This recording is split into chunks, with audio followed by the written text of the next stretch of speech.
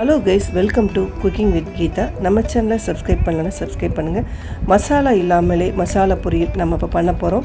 சூப்பராக நம்ம அட்டகாசமாக, இதுவும் அப்படி ஒரு டேஸ்ட்டாக இருக்குங்க. கண்டிப்பாக வித்தியாசமாக ஒரு நாள் இப்படி ட்ரை பண்ணி பாருங்கள். ஒரே மசாலா சேர்க்காமல் இப்படி நம்ம பண்ணி பார்த்தா அது எப்படி இருக்குது நம்மளும் தெரிஞ்சுக்கலாம். வித்தியாசமாக நம்ம செய்யணும்ல. இப்போ நான் முதல்ல தேங்காயை எடுத்து வச்சுருக்கேன். அந்த தேங்காயில் தக்காளி பழம், இங்கே 2 பழம் போட்டுக்கோங்க. நான் 2 பழம் போட்டிருக்கேன். அதுக்கப்புறம் ஜீரகம், 1 டேபிள் ஸ்பூன் அளவுக்கு ஜீரகம் போட்டுக்கோங்க. அடுத்தது காரத்துக்கு மிளகு 1 டேபிள் ஸ்பூன்.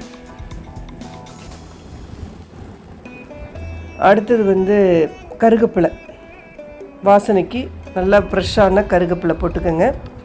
அப்புறம் சாம்பார் பொடியும் போட்டிருக்கேன்.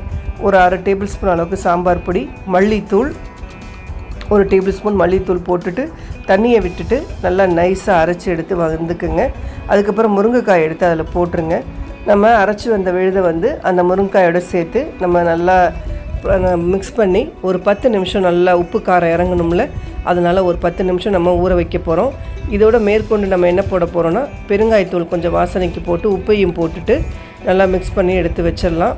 10 நிமிஷம் அப்படியே ஊறட்டும். ஊறினதுக்கப்புறம் நாம் எப்படி பண்ணுறாங்கிறத பார்ப்போம். வித்தியாசமாக ஒரு தடவை இந்த மாதிரி இதை நம்ம இந்த மசாலா பொரியலை நம்ம சாதத்தில் பிசைஞ்சு சாப்பிடலாம். நல்லா தயிர் சாதத்துக்கெலாம் நல்ல காம்பினேஷனாக சூப்பராக இருக்குங்க. ஒரு லஞ்ச் பேக்குக்கு தொட்டுக்கு நீங்கள் அவசரத்துனா இந்த மாதிரி ஒரு மசாலா பொரியல் பண்ணி கொடுக்கலாம். நம்மளுக்கு எதுக்கு பிடிக்கிறதோ நம்ம பண்ணி தொட்டு சாப்பிட்லான்னு வச்சுக்கோங்களேன். இது எல்லாத்துக்குமே நல்லா தான் இருக்கும். டேஸ்ட்டாக இருக்கும். நல்லா காரசாரமாக வித்தியாசமாக இந்த மாதிரி சாம்பார் பொடி போடும்போது அது ஒரு மாதிரியான ஒரு டேஸ்ட்டு தாங்க. இப்போ நாம் நல்லா மிக்ஸ் பண்ணி வச்சாச்சு. இதை மூடி வச்சுருவோம். மூடி வச்சுட்டு ஒரு கடாயை போட்டுருவோம். கொஞ்சம் நேரம் 10 நிமிஷம் கழித்து ஓப்பன் பண்ணி பார்க்கலாம்.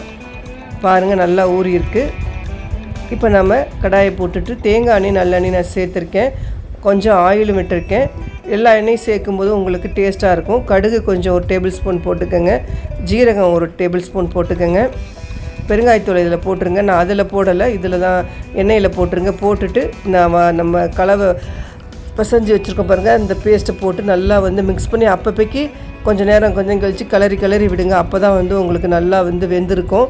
உங்களுக்கு நல்லா பார்த்தாலே தெரியும். சூப்பராக பாருங்கள், பார்க்கவே கலர்ஃபுல்லாக அந்த விழுது இருக்குது பாருங்கள். அதை போட்டு நம்ம சாதத்தில் பசைஞ்சு சாப்பிட சுட சாதத்தில் நெய்யை விட்டோ இல்லை நல்லெண்ணெய் விட்டோ நம்ம பசைஞ்சு சாப்பிட்டோன்னா அவ்வளோ நல்லா டேஸ்ட்டாக அருமையாக இருக்கும்.